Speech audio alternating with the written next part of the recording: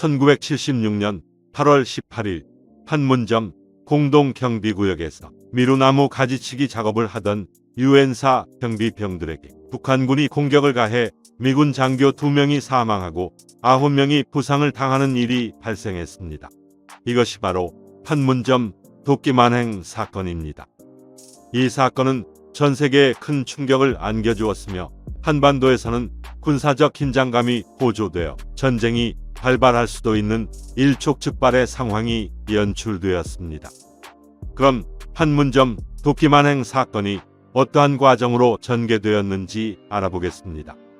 1968년 대통령에 당선된 닉슨은 기존 미국의 외교 안보 정책에 큰 변화가 필요하다고 판단하고 닉슨 독트린이라는 새로운 외교 노선을 수립하게 되는데, 그 내용은 미국은 앞으로 베트남 전쟁과 같은 군사적 개입을 피한다. 아시아 국가들은 그들의 내란이나 침략에 대해 스스로 대처해야 한다. 미국은 아시아 국가에 군사적으로 과잉 개입하지 않는다. 아시아 국가에 대한 원조는 경제 중심으로 바꾸며 미국의 과중한 부담을 피한다. 입니다. 이러한 미국의 선언은 1971년 주한 미칠사단 2만 명의 병력이 실제로 철수하면서 현실화되었습니다. 이러한 상황에서 북한은 군사력 증강에 매진하고 있었습니다. 그들은 국가 예산의 30%를 국방비로 사용하며 소총과 화포는 물론 전차와 군함, 잠수함까지 자체 생산할 수 있는 능력을 갖추게 되는데, 이에 비해 한국은 경제력 측면에서 북한을 조금 앞서기는 했지만 전체적인 군사력은 북한군의 54% 수준밖에 이르지 못하고 있었습니다.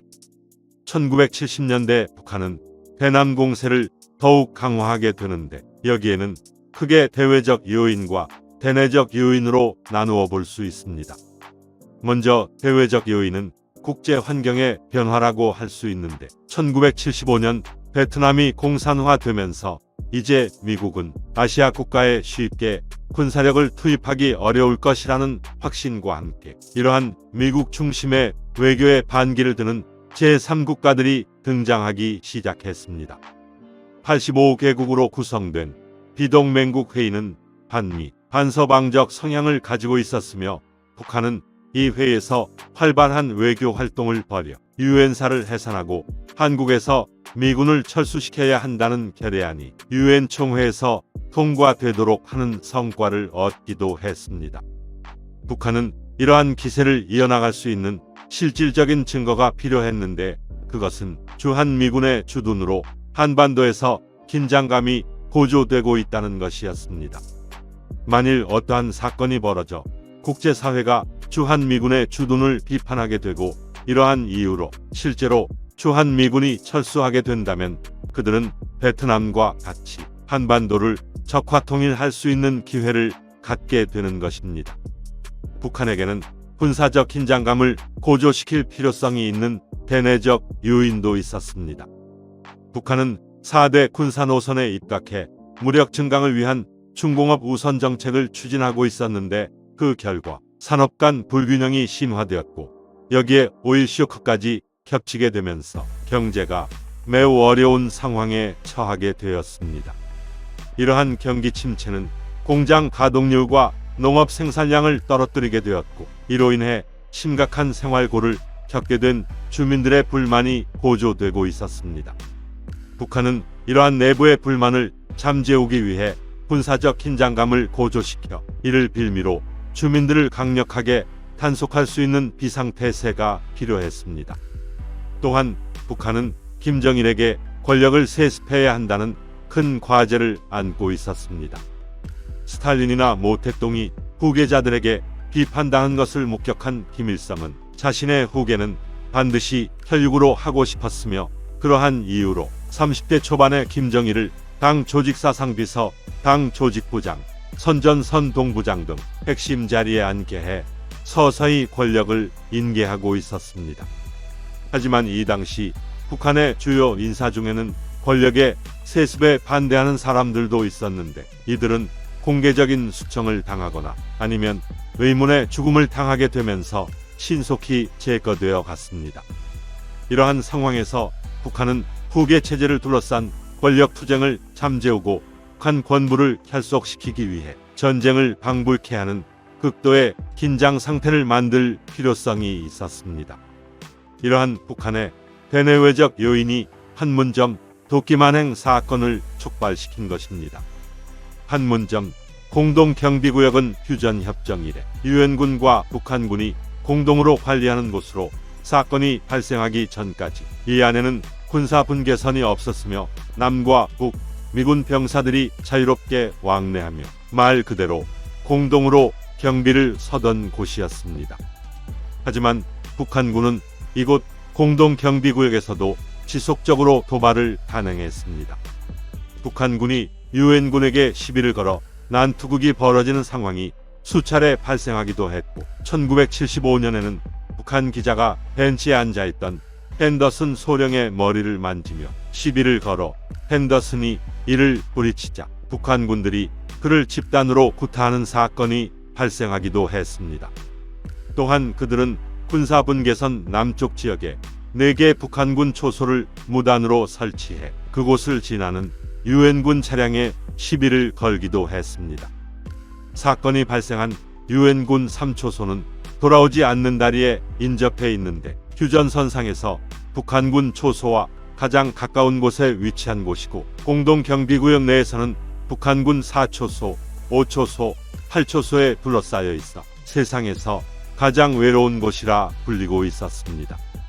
이에 따라 유엔사는 인접한 5초소에서 3초소를 상시적으로 관측해 안전 여부를 확인하도록 했고 3초소 옆에는 트럭의 시동을 항상 걸어놓아 위급 상황 발생 시 경비병들이 신속히 철수할 수 있도록 대비했습니다. 3초소와 5초소 사이에는 미루나무가 한 그루 있었는데 이 나무의 가지가 무성해지면서 5초소에서 3초소를 제대로 관측하지 못하는 상황에 처하게 되었습니다. 8월 6일 유엔군 4명과 노무자 6명이 이 미루나무를 절단하려 시도했지만 북한군이 나무를 그대로 두라고 위협해 유엔군은 일단 작업을 중단하고 철수했습니다. OP-5 overlooks checkpoint 3 at the bridge of no return. The large tree was dead in the middle between the two. The camera from OP-5 could not photograph checkpoint 3. We were always afraid that one of our guards would be kidnapped, rushed across the bridge of no return, and gone. We had to be able to trim this, and every year they trim this tree. It was no big deal. When we started this tree was not a big deal at all. They, the North Koreans, had been cutting trees around our buildings for weeks. Small trees, large trees, brush. They had work crews come in there. They'd been doing this for weeks, cutting trees, cutting brush. And we never complained. 공동경비구역 지원단장 비에라 중령은 나무의 줄기는 자르지 말고 대신 가지치기만 하기로 결정하고 일단의 병력을 투입하기로 했습니다. 경비대 구성은 현장을 지휘하는 보니파스 미 육군 대위, 그를 보좌하는 베렛 중위, 통역을 담당하는 한국군 김문환 대위, 그리고 미군 병사 5명, 한국군 카투사 3명, 가지치기를 하는 노무자 5명입니다. I organized this small work detail with some security and put Captain Boniface in charge and told him we have to protect each other. We have to maintain security. We have to be able to see each other. 8월 18일 오전 10시 30분 가지치기 작업이 시작되자 북한군 장교 2명과 병사 9명이 트럭을 타고 현장에 도착했습니다. 처음에 그들은 작업의 목적을 묻고 별다른 반대 의사를 보이지 않았으며 어떤 병사는 가지치기는 이렇게 해야 한다며 노무자들이 하는 일에 참견하기도 했습니다. 그런데 약 20분 후 북한군 박철 중위가 보니파스 대위에게 작업을 중단하라고 요구했습니다. 이상해 그 분위기가. 그리고 이제 거기서 이제 근무하다 보면 KP 애들도 보면 다 안다고 우리도. 왜냐면 같이 오래 생활하다 보니까 저 사람은 누구로구나 저놈 누구로구나. 서로들 간에 이제 그걸 아니까 이놈들이 딴 때 같으면 말이야 좀 앙측도 하는데 일절 그게 없더라고. 자기들이 심은 나무인데 왜 자르느냐 이런 식으로 시비를 걸면서 가지를 못 치게 하는 거야 그냥. 그러면서 막 욕을 해대는 거야. 그런데 이제 우리야 욕은 다 알아듣지만은 쌍욕을 막 다 하고 하는데. 보니파스 대위는 이곳이 군사 분계선 남쪽이기 때문에 당신들의 요구에 따를 수 없다라고 거절했고, 이에 박철 중위는 병사를 보내 지원 병력을 불러오도록 했습니다. 이번 중대장 보니파스 대위 보고 상황이 조금 이상하게 돌아가는 것 같다 이렇게 이제 이야기를 했습니다. 그러나 이제 보니파스 대위는 우리 맡은 일이니까 잘라야 된다. 보니파스 대위도 막 계속 노무자들한테 고액하면서 작업을 하라고 하고, 우리 중대장님도 작업하면 나무 가지치기 하면 보기도 좋고 이런데 나무 가지치기 하다 이렇게 하면서 하니까 이무기 박철이 이제 상당히 약이 올랐어요. 잠시 후 추가 병력이 도착해 북한군은 30여 명으로 늘어났으며 박철은 작업을 중단하지 않으면 모두 죽이겠다고 협박했습니다. And one of his tactics was, Captain Boniface, when he was being insulted or threatened, he would turn around and ignore Lieutenant Pak. And I believe on the morning of the 18th of August, he was doing the very same thing. 보니파스 대위가 또다시 거절하고 노무자들에게 계속 작업을 진행하라고 독촉하는 순간 박철이 죽여 라고 소리쳤고, 이에 북한군들이 유엔군을 공격하기 시작했습니다. 작업 노무자들도 위에서 작업을 좀 하니까 이 새끼들 말이야 처음부터 간다 새끼 처음부터 죽여버려 하면서 그래 하면서 가슴 치고 이런 상황 돼가지고 이제 제가 어처 싶어가지고 자리도 바꾸고 이래 하니까 처음부터 죽여 하면서 명령이 이거를 떨어졌습니다. 이렇게 하고 있었다고 우리가 여기서 딱 이렇게 하고. 박조가 박철 우리는 그때 박조라 그랬어요. 네. 근데 여기서 딱 오더라고. 그러더니 약간 좀 시계를 딱 넣고 왜 자르냐 너희들이 이거는 엄연하게 지네 조상들이 심은 거기 때문에 왜 자르냐 하더니 발을 탁 차는 거라 이래. 그런데 가슴을 너 나무 치지 말고 그냥 외쳐 하면서 하더니만은 전부 다 죽여 하면서 아까 우리 전병호 친구 이야기하듯이 앙심을 차더라고. 그런데 제가 여기 있으면서 이제 보니파스 대위를 커버를 하고 해야 되는데 이제 저도 이제 운동을 하기 때문에 은간하면 이제 커버를 해주는데 갑작스러운 상황이기 때문에 커버도 못하고 그냥 낭심 차였어요. 차이니까 이제 보니파스 대위가 추청하면서 꾸불꾸불 이래 하면서 엎어진 거예요. 놀란 노무자들이 도끼를 땅에 버리고 도주하자 북한군은 그 도끼를 들어 보니파스 대위와 베렛 중위를 공격했습니다.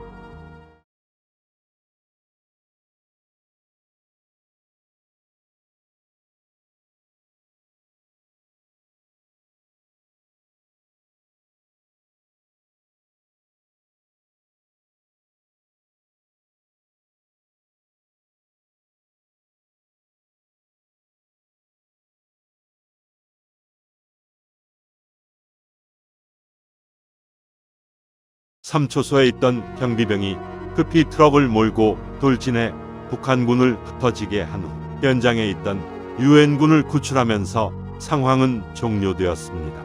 뭐가 날라오더라고. 근데 쟤들 헬멧 있었어, 헬멧. 헬멧 쓰다 보니까 도끼가 맞은 거예요, 여기를. 맞았는데 이거 헬멧 하다 보니까 돌아가 버린 거야, 이게. 그러니까 이게 앞에 하고 뒤가니까 이렇게 가려지는 게 안 보이는구나. 그 뒤에 담으로 올라가서 동시에 누가 막 걔들이 칼을 두 번을 찔른 것 같아요. 그 당시에는 그것도 몰랐었지만은 하고 나서 다시 어떻게든 빠져나왔어. 일단 빠져나와서 미군 그 병사가 막고 있더란 말이에요. 하는 사람은 도끼를 찍고 있고 한 사람은 잡고 있고 어쩔 수 없으니까. 그래서 내가 그걸 보고서니 쌈불을 해가면서 다 걔들을 그냥 했어요. 그러니까 하나가 넘어지더라고. 걔 넘어져서 내가 구두발로 그냥 밟아버렸다고 그냥 이 면상을 밟고 걔를 들이고 다시 들어갔어요. 도끼자락 하나 내려오고 있더라고. 근데 이제 탁 태평하게 한 모양이야. 여기가 이게 이제 상처가 나 있더라고. 그래서 거기서 내가 저 초소를 들어간 거예요. 그때 당시 헬멧을 쓰고 있어도 정신 하나도 없더라고요. 그래가지고 이래 있으면 죽는 거니까 일단 살아야 된다 싶어가지고 두 명인가를 제가 안고 나무 있는데 저쪽으로 밀어붙여가지고 떨고 나서 보니까 이어서 또 막 오더라고요. 와가지고 저를 이제 또 막 몽디가 때리려고 하고 하길래 제가 이제 그때 보고 뛰면서 쌍발로 기압 소리를 굉장히 크게 냈습니다. 딱 하면 가면 저렇게 걔들도 나를 또 때린다고 하면서도 저도 당황을 하니까 옳게 못 때리고 전부 다 빗 때리고 이래가지고 제가 거기서 이제 탈출해가 이래 쫓아 막 이제 도망갔죠. 제가 탈출 막 해가 이리로 해가지고 초소 쪽에 이제 그때 들어갔습니다. 들어가가지고 보니까 그때 이제 정신이 이제 많이 잘 익히더라고. 아, 내가 권총도 차고 있구나 싶어가지고 이제 그때 권총을 뺐어요. 권총 빼가 일발 장렬하면서 보니까 이 앞에 이제 이북 군사들도 있고 막 한데 머리를 전자서요. 딱 해가지고 정자세로 전주니까 보지만은 총 빼는 거 막 얼렁하지만 막 도망가더라고. 그래가 가만히 생각하면서 아, 이 총을 쏘게 되면 전부 다 굉장히 위험한 그런 상황이 되니까 일단은 쏘지는 말아야 되겠다 싶어가 이제 총집에 엮고 이제 쳐다보니까 북한 한 20, 30명이 뛰어오는 거예요. 보니까 뭐 손에 뭐 몽둥이 뭐 별걸 다 갖고 뛰어오는 거야. 근데 마침 미군 그 하사가 하나가 있었어요. 월남전에 갔다 온 하사가. 그 친구를 불러가지고 트럭을 갖다 막은 거야, 여기다가. 이 트럭을 갖고 가서 여기 가서 둘이 저걸 막아버린 거예요. 못 오게 걔들을. 차고 뭐 못 오게. 하다 보니까 그때 생각나는 게 캡틴 보나파트 생각이 나는 거야. 쳐다보니까 넘어져 있는 거야. 이제 보나페스 대위 도끼가 찍혔는데도 그래도 버둥버둥 하니까 그래도 막 몽디가 때리더라고. 그래 저걸 권총을 또 한 번 더 뺐어요. 저걸 쏴지게 제 생각에는 이제 저걸 쏴지게 되는 게 아이가 싶어가지고 했는데도 이제 우리가 교육받는 거 이런 것도 있고 이래가지고 먼저 이제 사살 같은 거는 못하고 그때 상황은 제가 지금 생각할 때는 쏘는 게 더 맞은 거 아닌가 싶은 생각도 어떨 땐 들더라고요. 미군 장교 2명은 결국 사망하게 되는데 보니파스 대위는 1년간의 근무를 마치고 귀국하기 3일 전이었으며 베렛 중위는 부임한 지 한 달밖에 안 되는 젊은 장교였습니다. 이 사건은 유엔 군사령관, 미 태평양 사령부, 미 협동 참모본부, 미국 워싱턴에 신속히 보고되었습니다. 워싱턴에서는 국방차관, 국무부 정치차관보, 대통령 안보 담당 후보 좌관, 조지 부시 중앙정부국장으로 이루어진 특별 대책단이 구성되어 사태 파악에 나서게 되는데 우선 이번 사건이 북한의 계획된 행동이라는 것은 분명하게 판단할 수 있었습니다. 워싱턴 특별 대책단은 다음과 같은 사항들을 포드 대통령에게 권고하기로 결정합니다. 주한 미군 전투태세 강화, 오키나와의 F-4 전투기 1개 대대 한국에 재배치, 미국 본토에 F-111 전폭기 1개 대대 한국 배치, 일본에 주둔하고 있는 항공모함 미드웨이호 한국 해역 배치, 유엔 안보리와 중국, 소련 대표에게 북한의 만행 통지입니다. 이제 미국과 한국은 북한의 만행에 대해 어떻게 대처할 것이고 그 보복 수위를 어느 정도로 할 것인지 긴밀한 협력을 이어나가게 됩니다. 이상으로 마치겠습니다.